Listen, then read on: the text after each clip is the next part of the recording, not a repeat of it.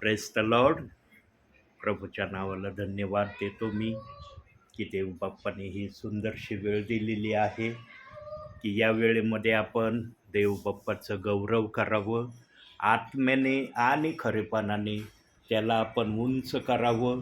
म्हणून देव बाप्पाने स्वर्ग सोडून आज तो तुमच्या घरामध्ये तुम्हाला आपला निरोप मनातला सांगण्यासाठी सेवकाच्याद्वारे आलेला आहे. म्हणून आपण भक्तीची सुरुवात प्रार्थनेने करूया. बंधू प्रार्थना करा. पवित्र पवित्र पवित्र सन्निधीश परमेश्वर, खरोखर तू महान आहेस प्रभू. मान सन्मान गौरव सर्व मी तुला देतो प्रभू. हे प्रभू, पगारे पास्टरांच्या तोंडून जे वचन निघतील प्रभू दे, ते आम्हाला समजू दे आणि ते आत्म्याने खरेपणाने असू दे, हीच तुला विनंती. हे प्रभू, पगारे पास्टरांचं येणं जाणं हे तू सुखाचं ठेव, तुझ्या हातामध्ये घे आणि त्यांचं येणं जाणं तू आनंदी कर.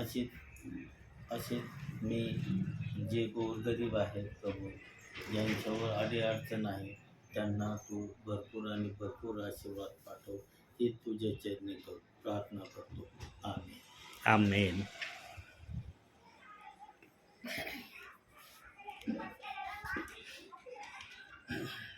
एक गीत गाऊ आपण प्रभूच्या गौरवासाठी.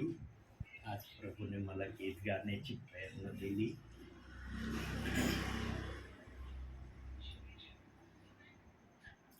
राहों में कांटे अगर हो, रुकना नहीं चलते जाना, यीशु तेरे साथ है, ये तू विश्वास करना, संसार के अंत तक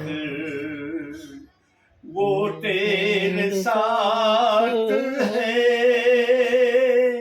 राहों में कांटे अगर हो, रुकना नहीं चलते जाना, यीशु तेरे साथ है, ये तू विश्वास करना, संसार के अंत तक वो तेरे साथ है. आंधी आने दो या आने दो तूफान, आंधी आने दो या आने दो तूफान,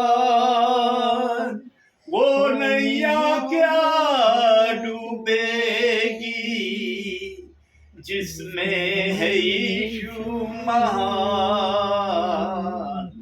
राहों में कांटे अगर हो, रुकना नहीं चलते जाना, यीशु तेरे साथ है, ये तू विश्वास करना, संसार के अंत तक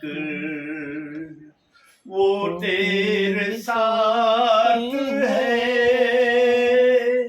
दुख से भरी है जिंदगी, मुसीबत भरे रास्ते हैं. दुख से भरी है जिंदगी, मुसीबत भरे रास्ते हैं. दुख दूर हो जाएंगे तेरे, गर तू यीशु के साथ है. राहों में कांटे अगर हो, रुकना नहीं चलते जाना, यीशु तेरे साथ है, ये तू विश्वास करना, संसार के अंत तक वो तेरे साथ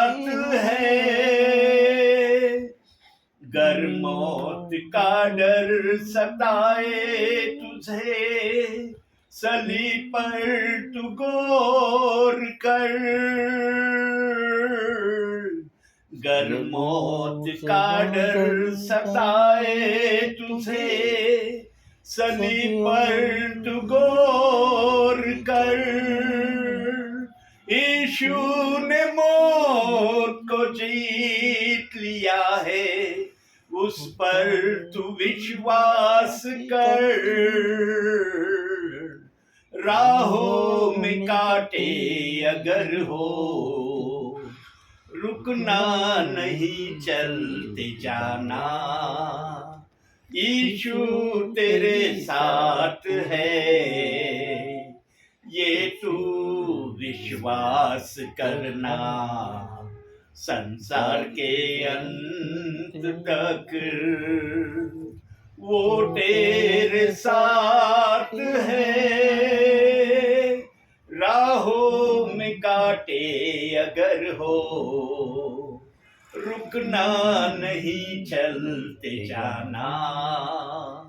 यीशु तेरे साथ है, ये तू विश्वास करना। संसार के अंत तक वो तेरे साथ है।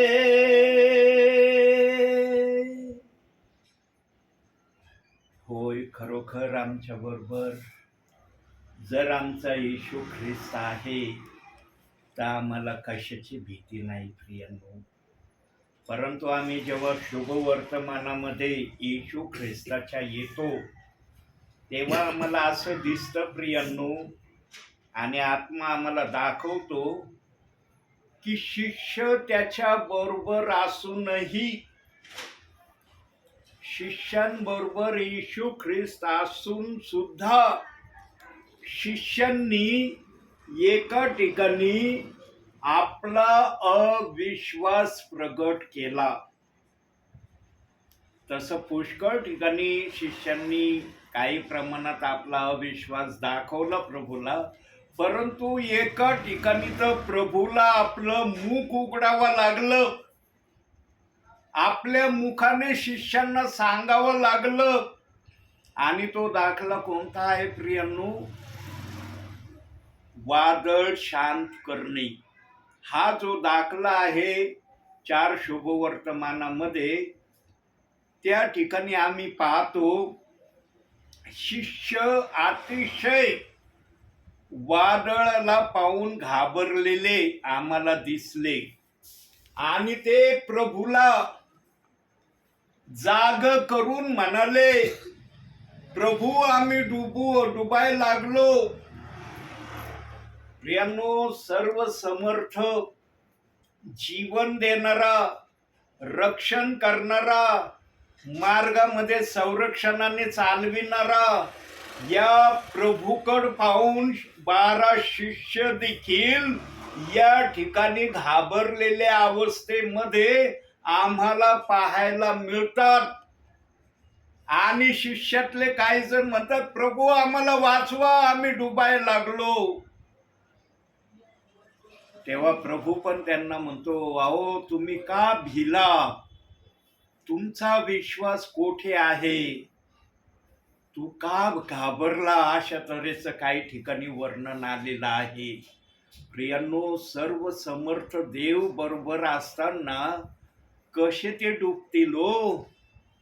त्यांना डुबवणारा कोण आहे? सर्व समर्थ जर त्यांच्या बरोबर शरीराने आहे, त्यांच्या जवळ आहे. प्रभू फक्त झोपेमध्ये होता. प्रभूला हे माहित नव्हतं का काय चाललेलं आहे? वादळ आल्यावर जहाज काय स्थिर चालत असन का? सांगा, वादळ उठल्यावर कोणतंही जहाज समुद्रामध्ये स्थिर चलन का? येशू ख्रिस्त इतक्या गाढ निद्रेत झोपलेला होता का की त्याला वादळ आलेलं आणि जहाज असं करत असलेलं त्याला जाणवलं नाही का? परंतु येशू ख्रिस्ताला पाहायचं होतं, माझ्या सोबत असलेले शिष्य यांचा विश्वास माझ्या प्रती कसा आहे. आणि त्या ठिकाणी येशू ख्रिस्ताला 12 शिष्यांचा विश्वास तसा आढळला नाही जसा आढळण्याची येशू ख्रिस्त अपेक्षा करत होता. येशू ख्रिस्त झोपेत नव्हता प्रियांनो. झोपेचा शब्द त्या ठिकाणी दिलेला आहे. आमचा येशू इतका गाढ निद्रेत झोपन का?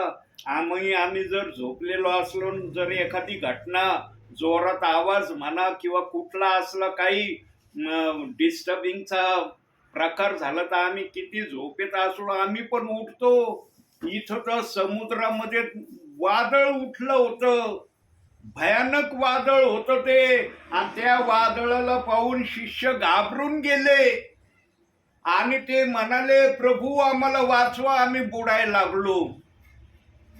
येशूला फक्त त्यांच्या विश्वासाला तपासायचं होतं प्रियांनो, की माझ्या शिष्यांमध्ये माझ्या प्रती किती विश्वास दृढ झालाय, का दृढ होण्याच्या मार्गात आहे का कमी आहे. आणि त्या ठिकाणी प्रभूला दिसलं की शिष्यगणांमध्ये तेवढा विश्वास उपलब्ध झालेला नाही जेवढा विश्वास येशू ख्रिस्त त्यांच्यामध्ये पाहण्याची अपेक्षा करत होता. आणि जेव्हा हे शिष्य असं बोलले तेव्हा प्रभू उठला आणि वाऱ्याला आणि वादळाला दटावलं, वाऱ्याला शांत केलं आणि पूर्ववत जशी स्थिती होती तशी स्थिती झाली. प्रियांनो, या दाखल्यातून आम्हाला काय बोध आणि इशारा देवबाप देण्याची इच्छा करतो? तुमच्या जीवनात कोणतंही वादळ येऊ द्या, त्या वादळाला प्रभू घालवण्यास समर्थ आहे. मग ते वादळ शारीरिक असू द्या, आत्मिक असू द्या. सध्याच्या समयामध्ये प्रियांनो, काही विश्वासणारे आत्मिक वादळामध्ये गोंधळून गेलेत. आत्मिक वादळाला ते बर्दाश्त करू नाही राहिले. आत्मिक वादळ त्यांना दिसत आहे म्हणून ते शारीरिक जगाच्या गोष्टीकडे जास्त लक्ष लावण्याचा ते प्रयत्न करत आहेत. ज्या गोष्टीला प्रभूने मान्यता दिली नाही त्या गोष्टीमध्ये आपला वेळ घालवण्याची प्रक्रिया काही जण करायला लागलेत. प्रियांनो, आत्मिक वादळ जर तुम्हाला दिसत आहे ना, तर त्या वादळामध्ये तुम्हाला येशू ख्रिस्त पण दिसन. आणि जे वादळ कोणत्या विश्वासणाऱ्याच्या जीवनामध्ये आत्मिक येतं ना, ते त्याला मोठे आशीर्वाद देण्यासाठी येतं. त्या वादळाला पाहून आम्ही आमचा रस्ता बदली केला नाही पाहिजे. आत्मिक जीवनातून आम्ही शारीरिक जीवनाकडे जास्त वेळ आम्ही कदापि देऊ नये प्रियांनो. आत्मिक जीवनाला आम्ही इतकं आमच्या जीवनामध्ये प्राधान्य देवा, जेवढं आम्ही आमच्या जीवाला प्राधान्य देणार नाही याच्यापेक्षा अधिक आम्ही आमच्या आत्मिक जीवनाला प्राधान्य दिलं पाहिजे. आणि या प्राधान्यासाठी ना त्याग करणं गरजेचं आहे. यामध्ये जर त्यागाची प्रक्रिया असली ना प्रियांनो, तर कितीही आत्मिक वादळ तुमच्या जीवनात उठलेलं असलं ना, प्रभू ते शांत करणार. फक्त थोडीशी वाट पाहिली पाहिजे आम्ही की हे वादळ आमच्या जीवनातून कधी प्रभू घालवून देईल. जेव्हा एखादा आत्मिक वादळातून शारीरिक गोष्टीकडे अधिक लक्ष देतो ना प्रियांनो, तेव्हा त्याला शारीरिक जीवनामध्ये आत्मिक जीवनात जेवढे वादळ त्याला दिसत नाही त्याच्या काही गुन्ह्याची जास्त वादळ शारीरिक जीवनामध्ये त्याला दिसायला लागतात. आणि जेव्हा त्याला इकडं पाहिलं तर वादळ, इकडं पाहिलं तर वादळ, अरे बापरे, दोन्ही जीवनात माझ्या वादळच आहे. आम्ही स्थिर राहणं या प्रक्रियेमध्ये वादळाच्या समयामध्ये असणं गरजेचं आहे. म्हणून एक वचन बघूया आपण. नीतिसूत्रे 28वा अध्याय 20वे वचन बघा, तिथं काय लिहिलंय. नीतिसूत्रे 28वा अध्याय 20वे वचन.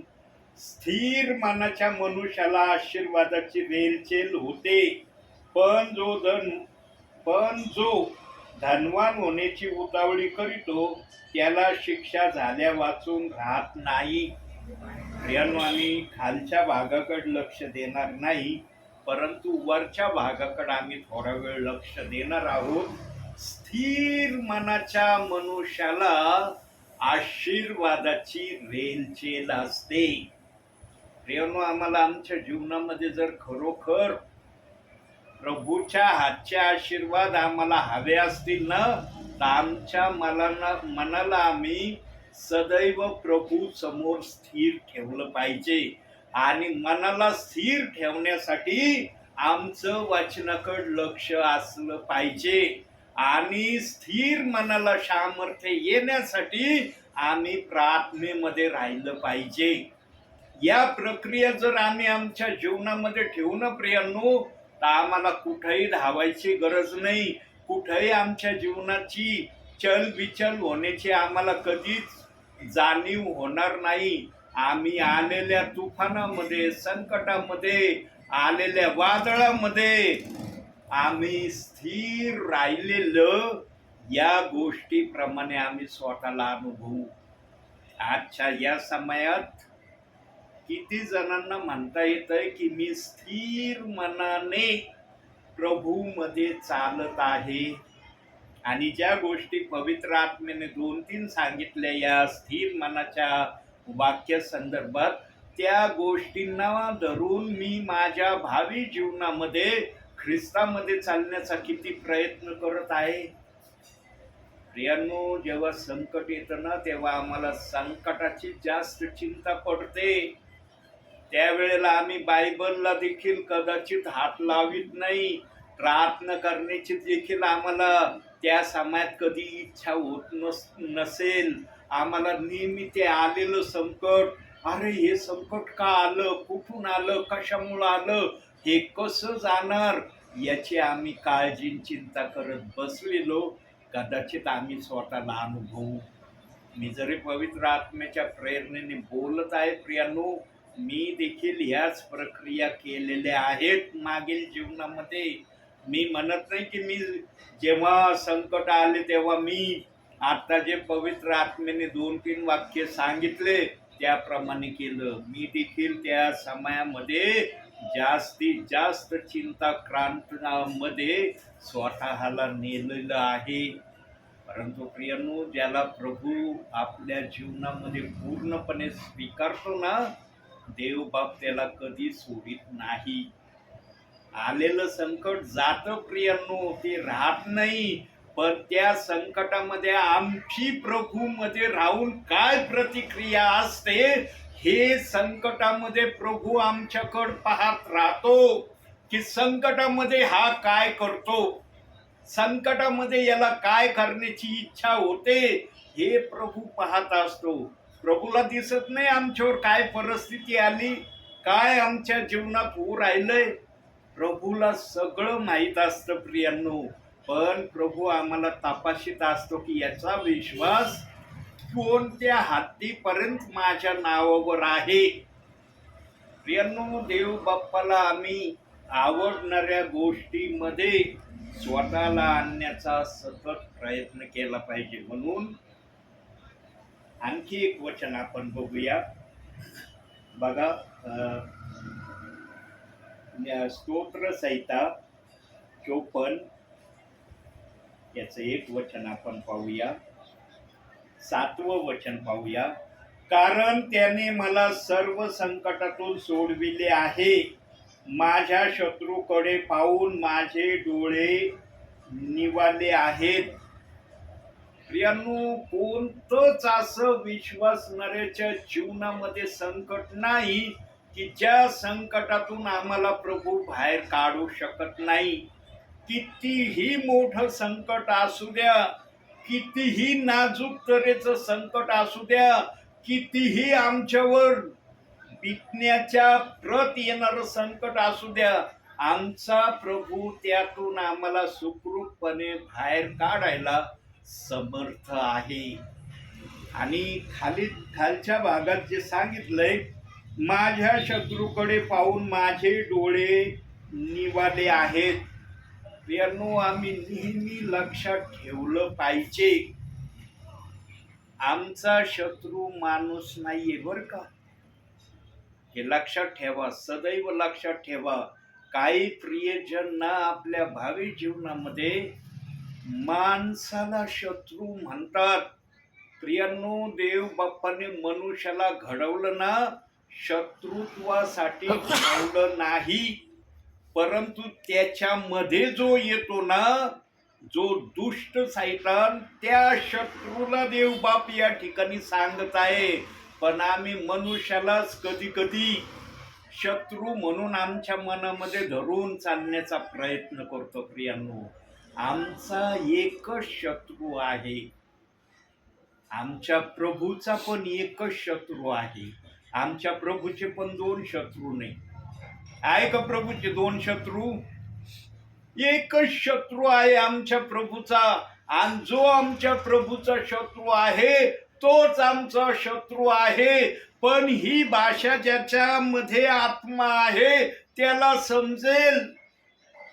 ज्याच्यामध्ये आत्मा कार्य करत नाही प्रभावीरित्या, मग तो म्हणणार हा माझा शत्रू आहे, तो माझा शत्रू आहे, हा माझ्याकडं अशा तऱ्हेने माझ्या पाळतीवर राहतोय किंवा काय माझ्यावर कोणत्या प्रक्रिया करण्याची योजना मनात करत आहे.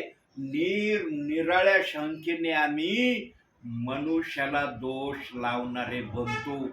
परंतु प्रभूचा आत्मा सांगत आहे या ठिकाणी की तुला जर मी संकटातून सोडवलं आहे ना, तर तुझे डोळे सैतानाने आणलेल्या संकटातून प्रभूने तुला सोडवलं आणि सैतानाचा पराभव झाला. या गोष्टीने तू आपल्या मनाचं समाधान कर आणि मनात मन, हे दुष्ट सैतान, तू किती माझ्यावर संकट आणले पण माझ्या प्रभूने मला माझ्या संकटातून सोडवलं. योबाला देखील किती संकटांनी व्याप्त केलं होतं सैतानाने, पण एका सेकंदात आमच्या प्रभूने योबावरचे सगळे संकट काढले आणि त्याला आशीर्वादाने आशीर्वादित केलं. प्रियांनो, संकट आम्हाला आशीर्वाद देण्यासाठी येतात. संकट आम्हाला प्रभूच्या नावामध्ये खच्चीकरणाचं जीवन जगण्यासाठी येत नाही. पण ज्याच्या जवळ आत्मा आहे ना त्याला ही भाषा समजेल की संकट माझ्यावर आहे ते कशासाठी आहेत, संकटाचं कारण काय आहे. आज बहुसंख्य प्रियजनांचा विश्वास कमजोर होत चाललाय आणि कमजोर विश्वासाबरोबर बहुसंख्य विश्वासणाऱ्यांच्या मनामध्ये, काही सेवकांच्या सुद्धा मनामध्ये अनीती यायला सुरुवात झालेली आहे. प्रियांनो, आमच्या जीवनामध्ये कधीच आम्ही अनीतीला आणण्याचा प्रयत्न केला नाही पाहिजे. अनीतीचा शब्द आमच्यापासून, पूर्वेपासून पश्चिम जितकी दूर आहे तितकं आम्ही अनीतीला आमच्यापासून दूर ठेवलं पाहिजे. कारण ही अनीती जर आमच्यामध्ये आली ना प्रियांनो, तर ही अनीती सर्वात पहिलं आम्हाला आमच्या तारणाऱ्या प्रभूवरची प्रीती कमी करायला भाग पाडते. आमच्या प्रभूच्या सानिध्यापासून ही अनीती आम्हाला दूर दूर न्यायचा प्रयत्न करते. मग आम्ही भाविक ख्रिस्ती जीवनामध्ये पाहतो प्रियांनो, काही विश्वासणारे प्रभूच्या इच्छेप्रमाणे वागत असलेले आम्हाला दिसत नाही. पूर्वी फार भयाने वागायचे, फार आज्ञापणाने देव बाप्पाच्या संगती राहायचे, पण हल्लीच्या परिस्थितीमध्ये काही विश्वासणारे देवाच्या इच्छेप्रमाणे वागण्यासाठी तयार होत नाही. त्याला कारण काय आहे? जिथं अनीती येते प्रियांनो, तिथं देवावरची सहभागिता, देवावरची प्रीती आणि देवाबरोबर चालण्याची संगती कमी झाल्याशिवाय राहत नाही. मग तो विश्वासणारा कोणत्याही हद्दीपर्यंत प्रभूची गोष्ट करण्यापासून स्वतःला आवरीत नाही. मग ती हद्द कोणती असू दे प्रियांनो, कशाची असू द्या, तो केल्याशिवाय राहत नाही.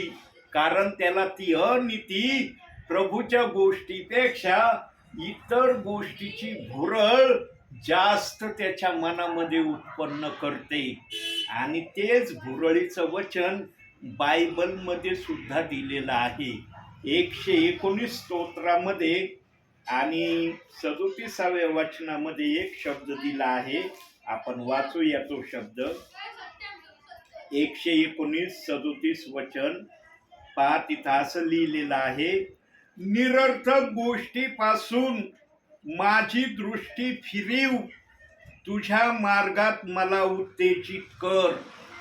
जेव्हा अनीती आमच्यामध्ये येते ना प्रियांनो, तेव्हा निरर्थक गोष्टी, ज्या प्रभूला पसंत नाही त्या निरर्थक गोष्टी, ज्या प्रभूला पसंत आहे त्या निरर्थक गोष्टी नाही. कधी कधी वचन वाचणाऱ्यांना किंवा संदेश प्रीच करणाऱ्यांचा संदेश ऐकणाऱ्यांना कधी कधी निरर्थक हा शब्द समजत नाही. ज्या गोष्टी आमच्या प्रभूला आवडत नाही ना, त्या गोष्टी आम्हालाही आवडल्या नाही पाहिजे. मग त्या काही असू द्या, कशाही असू द्या, किती मनोरम असू द्या, जर आमच्या प्रभूला ते मान्य नाहीत ना, तर आम्ही देखील प्रभूच्या शब्दाप्रमाणे ते मान्य केलंच पाहिजे. कारण ज्याने आम्हाला खरेदी केलं ना प्रियांनो, त्याची इच्छा पूर्ण करणं हे आमच्या जीवनाचं सर्वप्रथम ध्येय आम्ही ठेवलं पाहिजे. ज्याने मला खरेदी केलं त्याने का केलं खरेदी, आणि ते का केलं ना, त्याचं उत्तर बायबलमध्ये तुम्ही वाचन करत असताना पवित्र आत्मा तुम्हाला दाखवून देईल. हे बायबल वाचण्याच्या ना फार मोठ्या प्रक्रिया आहेत. या बायबल देण्याचा अर्थ ना पवित्र आत्मेजवळ इतका मोठा अर्थ आहे की तो जेव्हा सांगायला लागतो तेव्हा तो काही ना काही पवित्र शास्त्राचं नियमाला धरून किंवा आश्चर्यकारक असं काही ना काही आम्हाला बायबल विषयी ऐकवलं जात आहे. का? कारण आम्ही ऐकून शहाणे व्हावं.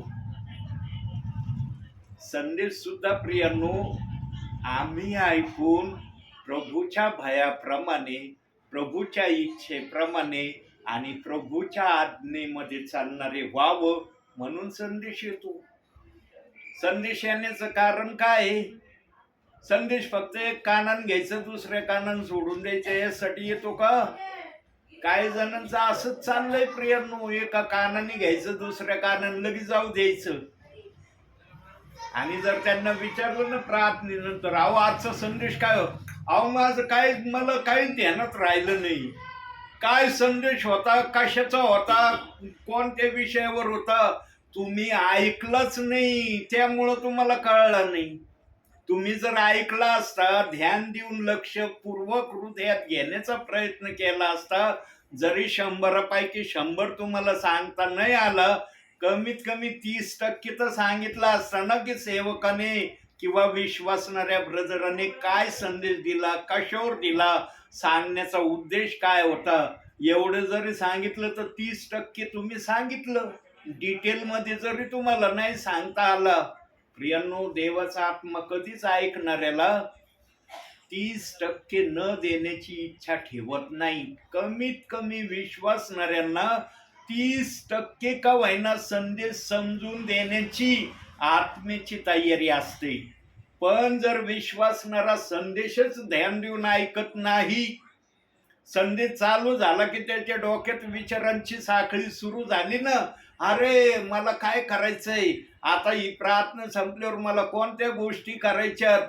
कधी कधी होतं प्रियांनो असं, सेवक संदेश देत असताना ना विश्वासणारे निराळ्या विचारामध्ये स्वतःला ते घेऊन जातात. ते दिसतात आपल्याला, अरे माझ्याकडे पाहतात, हे खरोखर संदेश ऐकतात, पण मनामध्ये त्यांच्या ना दुसरेच विचार चाललेले असतात. प्रियांनो ज्या गोष्टी आम्हाला समजत नाही ना, त्या गोष्टी पवित्र आत्म्याला समजतात. आणि कोण ध्यान देऊन ऐकतंय, कोण ध्यान देऊन वचनाला हृदयात ठेवण्याची तयारी करतंय, हे सेवकापेक्षा पवित्र आत्म्याला जास्त कळतं. आणि जो कुणी देवाच्या सांगण्याप्रमाणे करण्याच्या प्रक्रियेमध्ये स्वतःला आणतो ना, तो आशीर्वादित झाल्याशिवाय राहत नाही. त्याला काही ना काही आशीर्वाद मिळतोच प्रभूपासून. तो कधीच म्हणत नाही की मला देव बाप्पाने आजच्या संदेशातून काहीच दिलं नाही. थोडं काय होईना तो म्हणणार मला थोडं का होईना आशीर्वाद देव बाप्पाने दिला. का? कारण जेवढं तू घेशील तेवढं तुला दिलं जाणार आहे. प्रियांनो, आम्ही जास्तीत जास्त जमा करण्याचं, जास्तीत जास्त आमच्या हृदयामध्ये ठेवण्याची सतत तत्परता देवाला दाखवली पाहिजे. मी थोडंच घेईन, अगदी मोजकंच घेईन, त्याच्या पुढचं सोडून देईन, ही प्रक्रिया कधीच संदेश ऐकताना कोणत्याच विश्वासणाऱ्याने आपल्या मनात आणू नये. ध्यान देऊन ऐका. पवित्र आत्मा तुम्हाला जेवढं समजू द्यायचं तेवढं समजू दिल्याशिवाय राहणार नाही. फक्त तुमची तयारी किती आहे हे पवित्र आत्मा ध्यान देऊन पाहत राहतो. आणि ज्याची तयारी जास्त दिसेल ना प्रभूला, त्याला प्रभू जास्त दिल्याशिवाय पण राहणार नाही. म्हणून आम्ही संदेश चालू असताना जास्तीत जास्त देव आमच्याशी काय बोलतोय, देव आम्हाला काय सांगत आहे, देवाचं हे सांगण्यामागं काय उद्देश आणि हेतू आहे, हे जर आम्ही ध्यान देऊन याचा पडताळणी केली ना प्रियांनो, तर संदेश आम्हाला चांगल्या प्रकारे समजल्याशिवाय राहणार नाही. आणि जे वचन आलं स्तोत्र 119:37, निरर्थक गोष्टीपासून माझी दृष्टी फिरवू. प्रियांनो, आम्हाला या अंतिम समयामध्ये तरी निरर्थक ज्या गोष्टी आहेत, आज कोणाला सांगायची गरज राहिलेली नाहीये. देवाच्या आत्म्याने सगळ्यांना थोडं बहुत का होईना समजावून सांगितलंय. निरर्थक गोष्टी कोणत्या आहेत पाहण्यापासून आपली दृष्टी फिरवू. सगळ्यांना कळतं निरर्थक गोष्टी पाहणं कोणतं आहे, पण जिथं निरर्थक आहे ना तिथंच विश्वासणाऱ्याचं जास्त मन लागतंय. आज त्याच्यामध्येच जास्त वेळ देण्याची प्रक्रिया काही विश्वासणारे आज प्रभूमध्ये राहून करत आहेत. वर स्वर्गात गेल्यावर प्रभू म्हणतो तू निरर्थक गोष्टी किती पाहिल्या सांग बरं. पहिल्यांदा मला तुझ्या मुखातून हे ऐकायचंय. तू पृथ्वीवर निरर्थक गोष्टी किती पाहिल्या आणि त्याला किती वेळ दिला, हे विचारीन का देवबाप? विचारीन का प्रश्न देवबाप? म्हणून बायबलचा आत्मा सांगतो, पृथ्वीवर तुम्ही जे काही केलंय ते प्रभू नाही विचारणार.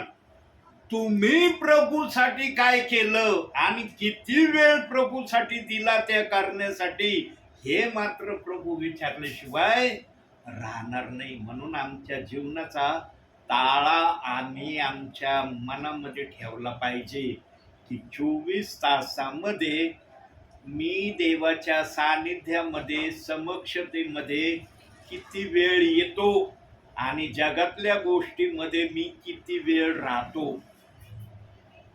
आजचं गणित जर केलं ना प्रियांनो, काही जणांचं देवाच्या सानिध्यापेक्षा जगाच्या सानिध्यामध्येच आपले विश्वासणारे बहुसंख्य जण आज त्यामध्ये आम्हाला पाहायला मिळत आहेत. फार थोडे विश्वासणारे प्रभूच्या सानिध्यामध्ये स्वतःला ठेवण्याच्या प्रक्रियेमध्ये सतत आतुर असतात.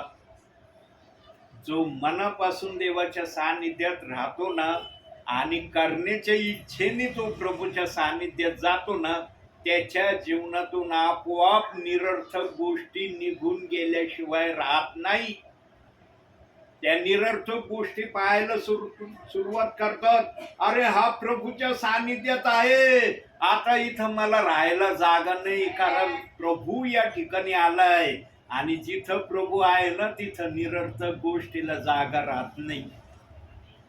प्रभूला पाहतात ते निरर्थक गोष्टी म्हणतात आता इथं थांबण्यामध्ये मजा नाही, ते आपोआप निघून जातात. मग तुमच्या निरर्थक गोष्टी किती आवडीच्या असल्या ना, त्या तुमच्यापासून दूर झाल्याशिवाय राहणार नाही. आणि त्या गेल्यावर तुम्हाला काही वाटणार पण नाही की हे गेलं, मला फार वाईट वाटतं, मला फार माझं मन दुःखी झालं, अस्वस्थ झालं. कधीच देवाचा आत्मा असं तुम्हाला भासू देणार नाही. उलट तुमच्या हृदयामध्ये देवाचा आत्मा आनंदी आनंद भरणार आणि नवनवीन गोष्टी तुमच्याकडून प्रभू करून घेणार. सेवक असले तर सेवकाच्या दर्जाप्रमाणे, विश्वासणारे असले तर विश्वासणाऱ्याच्या दर्जाप्रमाणे, प्रत्येकाला ज्याच्या त्याच्या परिमाणाप्रमाणे देवबाप दिल्याशिवाय राहत नाही. तुम्ही एक जगातली निरर्थक गोष्टीचा त्याग करा, प्रभूला अतिशय आनंद होतो प्रियांनो. मग ती निरर्थक गोष्ट काही असू द्या, पण ती मनापासून त्यागली पाहिजे. काही समयापुरती, काही घंट्यापुरती, काही दिवसापुरती तुम्ही त्यागली असं नाही. कायम स्वरूपी तुम्ही ज्या गोष्टीला त्यागण्याची तयारी दाखवताना प्रभूला, प्रभू पण तुम्हाला आशीर्वाद देण्यासाठी जरासा वेळ लावणार नाही.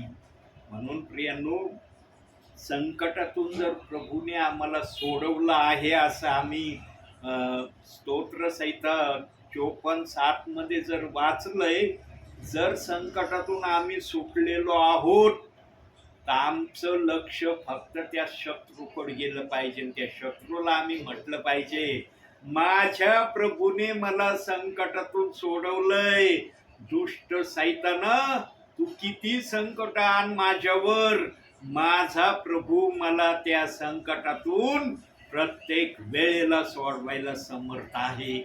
पण काय आम्ही त्या प्रक्रिया आमच्या जीवनात होण्यासाठी आम्ही निरर्थक गोष्टीपासून आमच्या मनाला आवरलंय का? निरर्थक गोष्टीपासून आमच्या मनाला आम्ही दूर केलंय का? जर आम्ही असं केलं आमच्या जीवनामध्ये, तर लूककृत शुभवर्तमानामध्ये एक वचन आमच्यासाठी देव बाप्पाने दिलेलं आहे.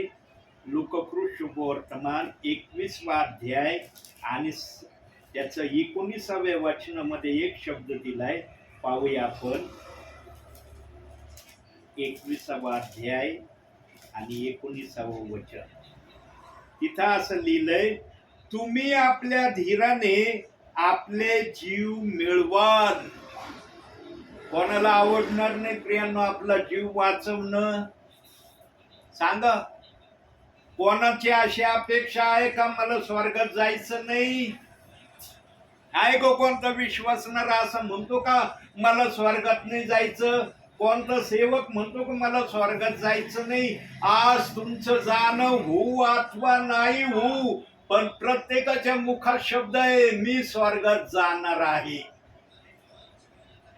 तिथपर्यंत तुमचं जाणं होतंय किंवा नाही फक्त प्रभूला माहित आहे.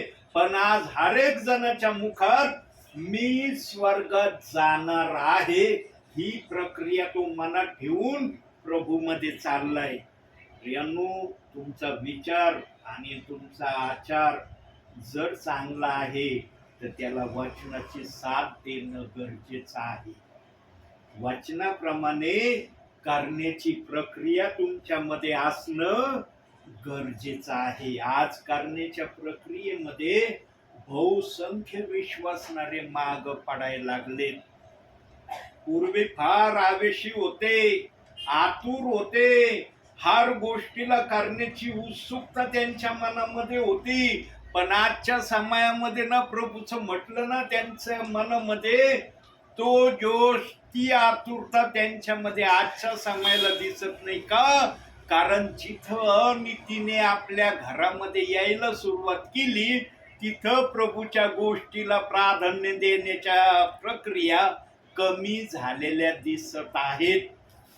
म्हणून प्रियांनो, अनिती हा आमच्या जीवनाला सर्वात धोक्याचा इशारा आहे. अनितीच आम्हाला स्वर्गाच्या राज्यापासून आम्हाला वेगळं पण करू शकणार. कारण जिथं प्रीती थंडावली ना प्रियांनो, तिथं प्रभूच्या गोष्टी कुणाला गोड वाटणार नाहीत. आज काही प्रियजन सेवकांना आपल्या घरामध्ये प्रार्थनेला येऊ नाही राहिले. काय म्हणतात, आम्ही आमच्या घरात करतो प्रार्थना, आम्ही सगळेजण बसतो, आमची जशी पण प्रार्थना आम्ही करतो. सेवक कशाला आलाय? सेवक तुम्हाला त्या गोष्टीपासून वेगळं करायला आलंय का? जास्त बोनस पॉइंट देण्यासाठी प्रभू सेवकाला पाठवतो. परंतु आज ज्याच्या मनामध्ये अहमपणा यायला लागले ना, आम्ही करतो ना, आम्ही करतो प्रार्थना, आम्ही करतो बायबल वाचन, तुम्ही आले ना, तुमचं नको आम्हाला. यांनो देवबाप्पन ज्यांना आपल्या राज्यामध्ये घेण्याच्या प्रक्रियेमध्ये आहे ना, तिथं सेवकाला पाठवल्याशिवाय राहत नाही. सेवकाला काही गरज नाही तुमच्या घरी यायची, उन्हाताण करून तुमच्या घरी यायला तो मोकळा नाहीये, पण देवाचा आदेश त्याला आहे, उठ मी सांगेन त्या ठिकाणी जा. प्रियांनो, यशाया 60:1 मध्ये सांगितलंय, उठ प्रकाशमान हो, प्रकाश तुझकडे आला आहे. नेहमी पवित्र आत्मा प्रकाशाच्या स्वरूपाने आमच्याकडे यायला आतुर आहे. आम्ही किती त्याच्याकडे जायला तयार आहेत आज? किती जणांची तयारी आहे, मला प्रकाशमान व्हायचंय, प्रकाश जर माझ्याकडे येत आहे. त्याच्यासाठी फक्त 3 गोष्टी आमच्या जीवनात असल्या पाहिजे. मनामध्ये विश्वास, सरळ चालण्याची प्रक्रिया आणि नम्रतेमध्ये राहणं. या 3 गोष्टी जर आम्ही प्रभूमध्ये राहून केले ना प्रियांनो, आपोआप आमच्या जीवनामध्ये बायबल वाचन, प्रार्थना आणि आज्ञापालन प्रक्रिया यायला सुरुवात होईल. पण प्रियांनो, जगामध्ये सर्वात सोपी गोष्ट कोणती आहे? बोलणं. बोलणं सर्वात सोपं आहे जगामध्ये, पण जितकं सोपं आहे तितकंच ते करणं अवघड पण आहे. पण जर आम्ही त्याला सोपं म्हणून धरलं ना, तर बाकीच्या गोष्टी पण आम्हाला देवबाप सोप्याच दाखवून देईल. पण नुसतं बोलायचं म्हणून बोलायचं, करण्याची प्रक्रिया ठेवायची नाही, त्याला अर्थ राहत नाही. करण्याच्या प्रक्रियेमध्ये आम्ही उतरणं गरजेचं आहे. आणि ही प्रक्रिया व्हावी म्हणून सेवकांना प्रभू आज घरोघरी पाठवित आहे. कशाला सेवक येतात? सेवक येण्याचं कारण काय? तुमच्या घरी तुम्ही नाही करत का प्रार्थना? तुमची भोळी बाबडी का व्हायना प्रार्थना एकदा का व्हायना तुम्ही करता का नाही? जरी 3 टाइम नाही तुम्हाला जमलं संसार प्रपंचाच्या गोष्टीमधून, एकदा तर तुम्ही विश्वासाने देवासमोर येत असताना, भलं 2 मिनिटासाठी या, 5 मिनिटासाठी या, तो तुमचा विश्वास आहे की मी माझ्या देवाच्या सानिध्यात इतके वेळ का व्हायना येईन. जिथं विश्वास आहे ना, तिथंच आशा आहे. जिथं विश्वास नाही ना, तिथं कुठली आशा राहत नाही प्रियांनो. मग तुम्ही किती वेळ देता प्रभूला हे महत्वाचं नाही, तुमच्यामध्ये विश्वास किती आहे हे जास्त महत्वाचं आहे. तुम्ही 2 मिनिटाची जरी प्रार्थना विश्वासाने केली ना प्रियांनो, ती 2 मिनिटाची प्रार्थना 2 घंटेच्या प्रार्थनेत बरोबर आहे. जेवढी 2 घंटेची प्रार्थना आहे तेवढीच 2 मिनिटाची प्रार्थना. हे जर तुम्ही विश्वासाने प्रभूच्या सानिध्यामध्ये आत्मसात करताना, तर देवबाप तुम्हाला दाखवून देईन तुझी 2 मिनिटाची प्रार्थना 2 घंट्यासारखी मी मोजली आहे. तुमची प्रार्थना प्रभूने मोजली पाहिजे, तुम्ही नाही मोजायची. प्रभूने मोजली पाहिजे. 2 मिनिटाची प्रार्थना 2 घंटेची याची आहे. या गोष्टीसाठी ना फार स्वतःला प्रभू समोर नेणं गरजेचं आहे. प्रभूच्या सानिध्यामध्ये राहणं गरजेचं आहे. प्रभूचा प्रत्येक शब्द ऐकून त्याप्रमाणे करणं गरजेचं आहे. तेव्हा तुमची 2 मिनिटाची प्रार्थना 2 घंटेची प्रभू म्हणन. प्रभू पण असं उठून सुटून तुमच्या 2 मिनिटाच्या प्रार्थनेला 2 घंटेचे म्हणायला मोकळा नाहीये. तुम्हाला पण काही करावं लागणार आहे प्रभूच्या उपस्थितीमध्ये. तेव्हा प्रभू म्हणून तुझी 2 मिनिटाची प्रार्थना 2 घंटेची आहे माझ्या समोर. किती जणांच्या प्रार्थनेला देवबाप असं म्हणतोय आज? किती जणांच्या म्हणतोय? जो तो आपल्या मनाला म्हणून नाही ना, माझी 2 मिनिटाची प्रार्थना देवबाप 2 घंटेची म्हणून तुम्ही म्हणतात आपल्या तोंडाने, प्रभू म्हणतोय का? म्हणून नीती सूत्रामध्ये एक वचन दिलंय. काय वचन दिलंय बघूया जरा आपण ते वचन. नीतीसूत्रे 27वा अध्याय 2रं वचन. फार सुंदर शब्द दिलाय त्या ठिकाणी प्रियानो प्रभूने. वाचूया आपण तो शब्द. स्वमुखाने नव्हे तर इतरांनी, आपल्या तोंडाने नव्हे तर पारक्यांनी तुझी प्रशंसा करावी. नेहमी ख्रिस्ती जीवनामध्ये दुसऱ्यांनी तुमची आदरणीय तारीफ केली पाहिजे. आपल्या मुखाने आपली तारीफ तुम्ही करू नका. कुणी पण आपल्या मुखाने आपली वावच करणार आहे. म्हणून तो मी लय वाईट आहे, मी असं असं करतो. माणसांना माहिती नाही पण प्रभूला दिसतंय, मला माहित आहे की मी काय काय वाईट करतो. सांगतो का कुणी? हिंमतच होत नाही कोणाची. म्हणून नीतीसूत्र 28:13 मध्ये सांगितलंय, जो आपले दोष झाकीतो त्याचं बरं होत नाही. जो आपले दोष कबूल करून सोडून देतो प्रभूच्या सानिध्यामध्ये, त्याच्यावर देव दया करतो. भलं माणसाला नाही माहिती झालं चालेल. पेत्राने 3 वेळेस प्रभूला नाकारलं, तेव्हा तो मोठ्या भिडीला नाही बोलवायला गेला. चला सगळी भीड या, मी काय करणार आहे बघा आता. एकटा गेला, एकटा अंधारामध्ये एकटा गेला. प्रियनो बायबलचं वचन सांगतं, तिथं गुडघ्यावर गेला, रडला तो, क्षमा मागितली. प्रभू, फार अभिमानाने बोलत होतो मी माणसांसमोर, तुझ्यासाठी मला मरावं लागलं तरी मी मरण, पण इथं तर अशी माझी कंडिशन झाली, तुझा स्वीकार करण्यापासून मी 3 वेळेस तुला नाकारलं. मला हिंमतच झाली नाही एकदा तरी तुला म्हणायचं की येशू ख्रिस्ताला मी ओळखतो, त्याची मला ओळख आहे. मी सरळ म्हणलं हा कोण आहे मला माहिती नाही, मी येशू ख्रिस्ताला ओळखत नाही.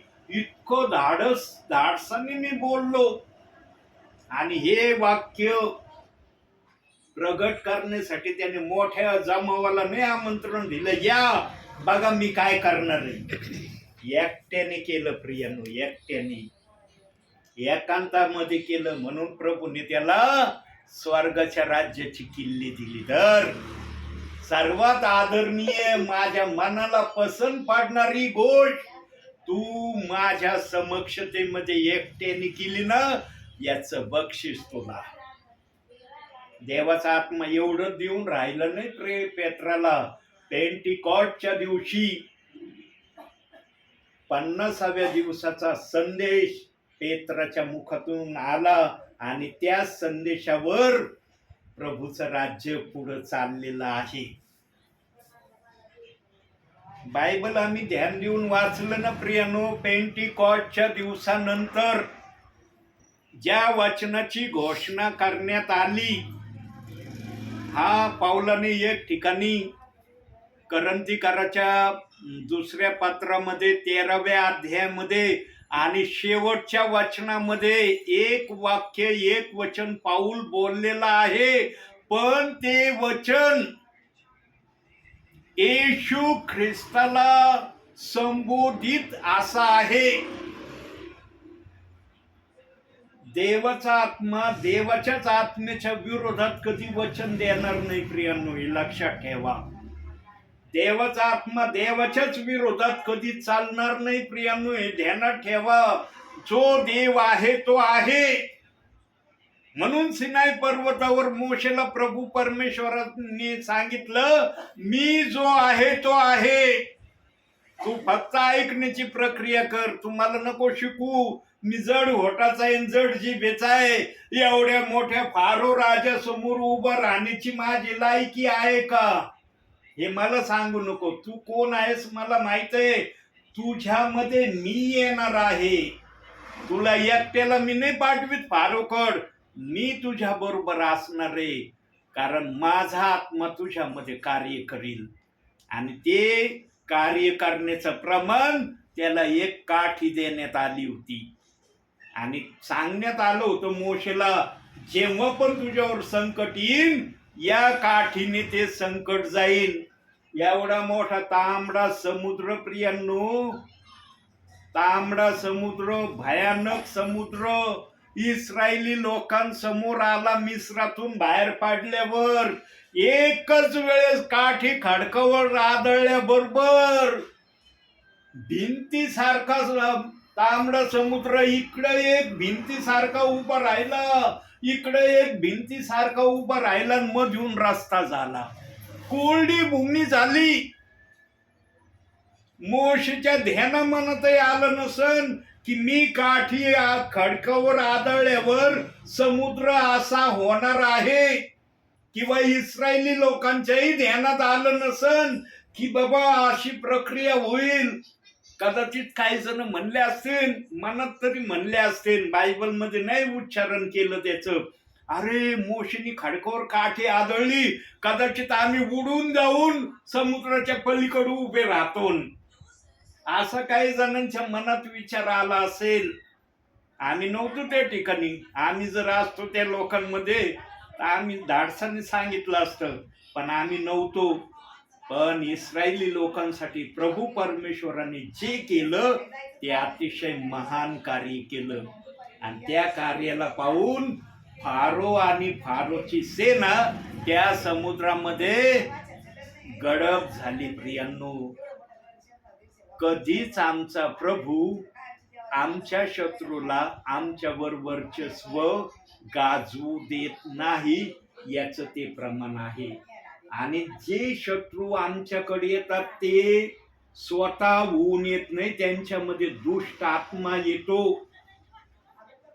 एवढा पवित्र आदाम होता, पवित्रतेमध्ये चालणारा होता, जेव्हा त्याच्यामध्ये दुष्ट मन आलं, दुष्ट विचार आलं, तेव्हा त्यांनी ते फळ खाल्लं.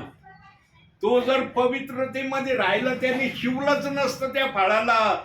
तो म्हणला असं, माझा प्रभू म्हणला त्याच्या जवळ जाऊ नको, त्याला शिव नको, शिवशील तर मरशील. माझ्या प्रभूने मला खुद्द सांगितलंय. पण जेव्हा त्यांनी दुष्टतेला जागा दिली ना हृदयामध्ये, तेव्हा त्यांनी धाडसाने हवेच्या हातातून फळ घेतलं आणि खाल्लं. आम्हाला ना वाईट मार्गाला दुष्ट सैतान घेऊन जातो. प्रियांनो, देवाने आम्हाला ना हे घडवलंय ना, वाईट हेतून घडवलं नाही. आम्ही देवाचे सानिध्य सोडलं ना, आमच्यामध्ये वाईट आल्याशिवाय राहणार नाही. आणि वाईटाचा राजा ना सैतान आहे. आणि त्याला नाव दिलंय प्रभूने, प्रारंभापासून तो पाप करीत आहे. लबाड आणि लबाडाचा बाप तो आहे, हे नाव प्रभूने त्याला दिलंय. म्हणून आम्हाला सैतानापासून जर वाचायचं असेल तर पवित्र शास्त्राशिवाय दुसरा कोणताच मार्ग नाही सैतानापासून वाचण्याचा. म्हणून मी नेहमी माझे जेवढे प्रार्थनेचे विश्वासणारे ठिकाणं आहेत त्यांना मी सांगितलेलं आहे, 24 तासात एक अध्याय जरूर वाचत जा. जेवढे जण वाचत असतील ते प्रभूच्या नावाने सुरक्षित असतील. जे वाचण्यासाठी टाळमटाळ करत असतील, नंतर वाचीन, नंतर बघन, नंतर हा कधीच विश्वासणाऱ्याच्या जीवनामध्ये येत नाही. प्रियांनो, म्हणून जाणकार म्हणतात, उद्याचं काम आजच कर. म्हणतात का नाही, उद्याचं काम नको उद्यावर सोडू, आज कर. तुझ्या जवळ आज वेळ आहे ना, उद्या तुला कदाचित वेळ नाही मिळणार. म्हणतात का नाही जाणकार लोक. प्रियांनो, जाणकार लोकांचे आणि जुन्या विचाराच्या लोकांचे शब्द आजही आठवणीमध्ये आहेत. जुनं ते सोनं आहे ना, हा शब्द तर नेहमी वापरला जातो, जुनं ते सोनं. कारण जे जुन्या लोकांनी काही गोष्टींचे विचार आणले ना, ते विचार आजही आमच्या मुखामध्ये आहेत. का? कारण त्याच्यामुळं आम्हाला चांगल्या गोष्टी करण्याचा सत्मार्ग सापडतो, म्हणून त्या गोष्टी आज आमच्यामध्ये आहेत. आम्ही नुसता तो शब्द ऐकला ना, आमच्या मनामध्ये एक आनंदाची लहर येते तो शब्द ऐकल्याबरोबर. ज्याला शब्दाची जाणीव आहे त्यांना तर अशी जाणीव होत असेल. ज्याला शब्दाची जाणीव नाही ना, बोलू द्या, काही बोलू द्या, मला काही नाही वाटत, काही फरक नाही होत माझ्यामध्ये. ज्याच्या जीवनात फरक होत नाही ना, त्याच्या जीवनामध्ये सुधारणा पण होत नाही. ध्यानात ठेवा. आज आम्ही संकटामध्ये स्वतःला काही गोष्टीत अनुभवतो ना, आमच्या जीवनात सुधारणा नाही म्हणून आमच्या जीवनात प्रभूच्या इच्छेप्रमाणे करण्याची प्रक्रिया नाही म्हणून आमच्यामध्ये सुधारणा नाही. सुधारणा तुमच्यामध्ये व्हावी म्हणून सेवकाला आजही पाठवतोय. कधी पण प्रभू येणार आहे. आत्ता पाहिजे तर आत्ता प्रभू येईल.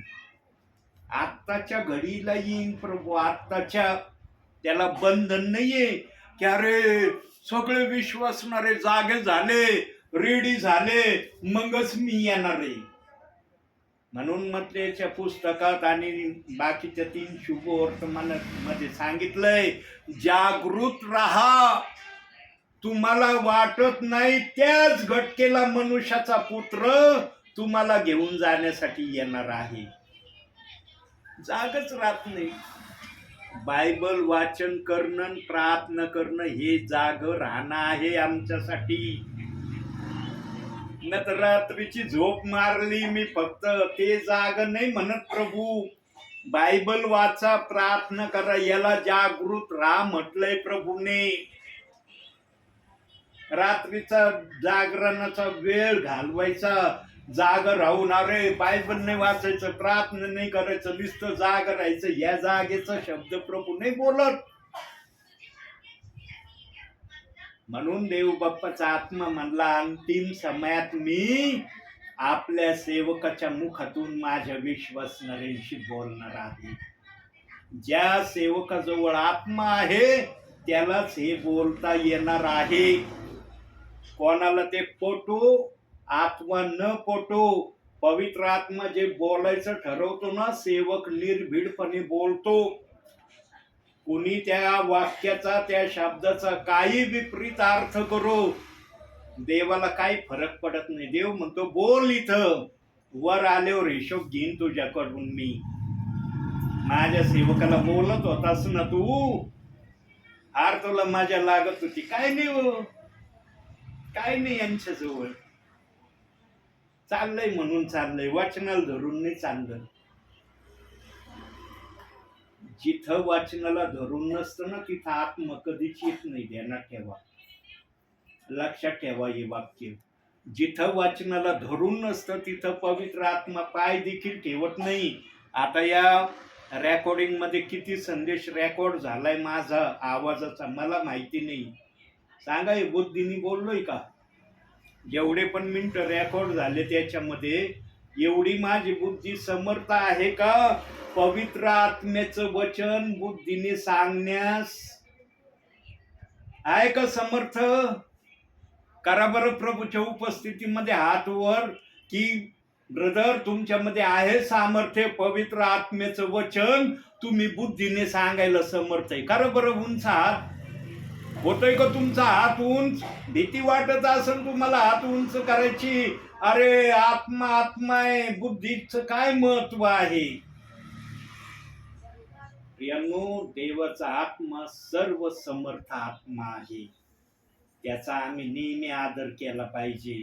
त्याच्या मनाला दुखवणारे शब्द आम्ही कधी बोललं नाही पाहिजे. जो जशी पण सेवा करतोय ना, ती प्रभूची सेवा करतोय, ती माणसाची सेवा नाही करत.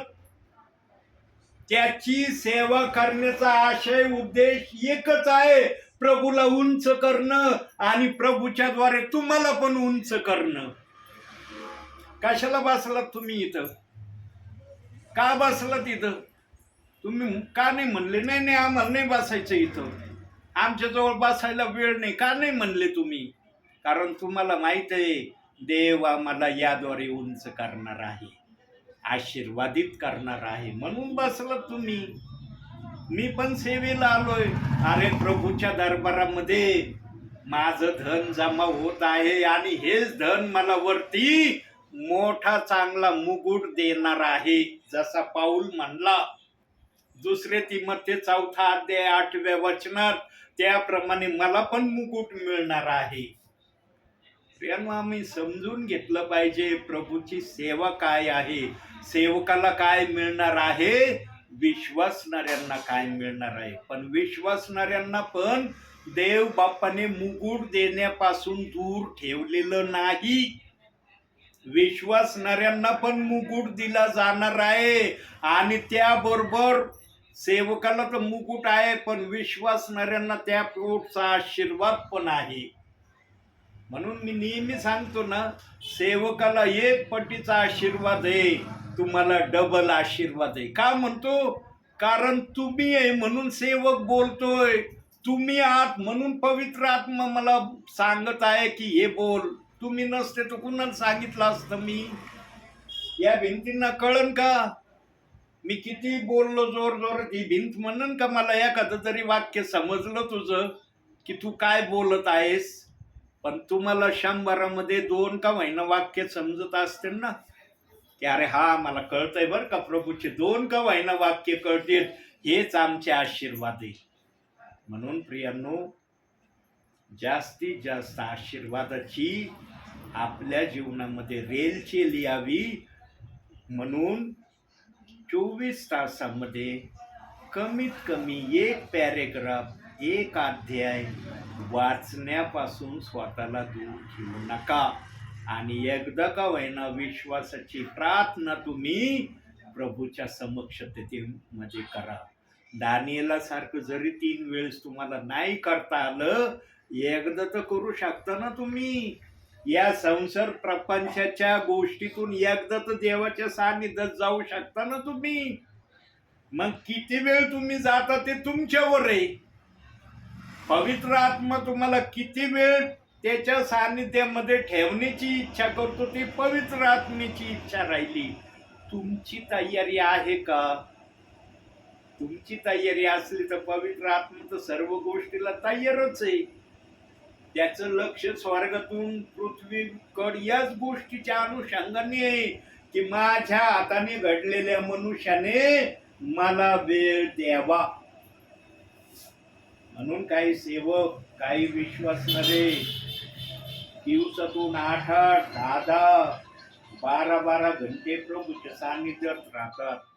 मला आश्चर्य वाटतं त्या प्रियजनांचं, एवढा वेळ ते प्रभूच्या सानिध्यात कसं राहतात आणि प्रभू त्यांच्याद्वारे एवढे घंटे कस काय त्यांच्या बरोबर राहण्याची इच्छा करतो.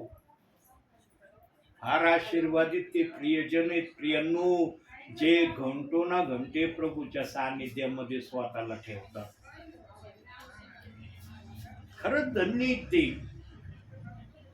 त्याच्यासाठी पवित्र आत्मा असल्याशिवाय त्यांना पण घंटोना घंटे प्रभूच्या सानिध्यात बसता येणार नाही. 3 दिवस डोंगरावर येशू ख्रिस्ताबरोबर लोक होते, हजारो लोक होते. एवढा विचार सांगितल्यावर थांबतो मी. 3 दिवस प्रभू बरोबर होते. त्यांना वाटलंच नसन की आम्ही 3 दिवस प्रभू बरोबर आहोत. आणि विशेष म्हणजे पाणी पिले नाही ते 3 दिवसामध्ये, अन्नही त्यांनी खाल्लं नाही. देवाचं जे वचन आहे तेच वचन त्यांच्यासाठी शारीरिक अन्न पण आणि आत्मिक अन्न पण प्रभूने होऊ दिलं. म्हणून संदेश ऐकताना कुणी उठून नाही गेला मला हे करायला जायचं ते करायला जायचंय. गपचूप बसून राहिले सगळे. पण ऐकल्यानंतर प्रतिक्रिया व्यक्त केल्या, अरे बाबा तू हे सांगितलं हे माझ्याच्याने नाही होणार, मी असं करायला तयार नाहीये. प्रभू म्हणलं तुझी इच्छा, मी तर सांगितलं तुला काय करणं गरजेचं आहे, नाही करायचं नको करू. मी तुला बळजबरी नाही करत की करच म्हणून. केलं तर आशीर्वादित होशील. 12 जण थांबले, 12 जण आशीर्वादित झाले. दिले ना 12 प्रेषितांचं सगळं काही शुभवर्तमानामध्ये, प्रेषितांच्या कृत्यामध्ये. जो देवाचा ऐकन तो आशीर्वादित होईल. जो नाही ऐकणार तुझ्या इच्छेप्रमाणे तुला दिलं जाणार आहे. थोडं चांगलं केलं थोडंच घे. शिष्यांनी सगळं सोडून दिलं. ते म्हणले प्रभू आत्म्याचे आणि जीवनाचे वचन आपणा जवळ आहे, आम्ही कुठं जायचं? तेव्हा येशू ख्रिस्ताने ओळखलं, अरे यांना आत्म्याने हे बोलण्यासाठी प्रेरणा दिली. म्हणून येशू ख्रिस्त म्हणला, आजपासून तुम्ही माझे 12 शिष्य. आणि त्या शिष्यांनी देवाची सेवा त्यांच्या समयात केली. ज्याला देव बाप्पाने पाया हे नाव दिलं, इमारत बांधण्याचं काम आम्ही करतो. आता प्रत्येकाची इमारत कशी बांधतोय त्या पायावर. पहिले करंती 3 अध्याय 13 ते 15 वचनामध्ये प्रभू तपासणार आहे. ज्याचं काम त्या पायावर स्थिर राहील त्याला प्रभूकडून बक्षीस. ज्याचं त्या पायावरचं काम स्थिर राहणार नाही, पडून जाईल, त्याचा त्यांना तोटा होईल. म्हणून सेवा करताना माझ्या बरोबर पवित्र आत्मा आहे का याची सेवा करणाऱ्याने सर्वप्रथम आपल्या मनामध्ये जाणीव ठेवली पाहिजे. त्याला जर कॉन्फिडन्स पवित्र आत्मेने दिलं ना, मी तुझ्या बरोबर आहे, तो सेवा केल्याशिवाय राहणार नाही. माझ्याकडून देवबाप सेवा करून घेतो. प्रियांनो, मला तळमळ लागती, अरे मी कधी माझ्या देवबाप्पाची सेवा करायला जाईल. माझ्यावर पण संकट आहेत प्रियांनो, असं समजू नका हे सेवक यांना काय संकट नसतील, हे संकट मुक्त. सेवकासारखे संकट कोणावरच नसतात. विश्वासणाऱ्यांवर एवढे संकट नाही. सेवकांवर काय संकट असतात ना, सेवकालाच माहित आहे. पण सेवकामध्ये पवित्र आत्मा आहे म्हणून त्याला सेवा करता येते. ज्याच्यामध्ये पवित्र आत्मा नाही ना, तो सेवा नाही करू शकत, जाऊ शकत नाही तो कुठं. ज्याच्यामध्ये पवित्र आत्मा आहे तो चैनशीर घरात बसू शकत नाही. त्याला कुठं ना कुठं देवबापू उपयोगात आणण्यासाठी नेतो. जा या ठिकाणी, जा त्या ठिकाणी, मी तिथं माझ्या इच्छेप्रमाणे तुझ्या मुखातून बोलत. आणि तीच प्रक्रिया माझ्या बरोबर प्रभू करतोय. म्हणून आजपर्यंत मी सेवेमध्ये आहे. प्रियांनो, जे काही देवबाप्पाचं तुम्ही ऐकता ना, त्याप्रमाणे करण्याच्या प्रक्रियेमध्ये स्वतःला उतरवण्याचा थोडा बहुत तरी प्रयत्न करा. जर हे तुम्ही केलं तर तुम्ही आशीर्वादित झाल्याशिवाय राहणार नाही. म्हणून आजच्या या छोट्याशा संदेशातून देवबाप तुम्हाला आणि मला भरपूर आणि भरपूर आशीर्वाद देव. आमेन. डोळे बंद करा, प्रार्थना करूया आपण. 3-4 सेकंद आपण शांत राहू, आपल्या मनाला स्थिर करू प्रियांनो, आणि मग आपण प्रार्थनेत जाणार आहोत.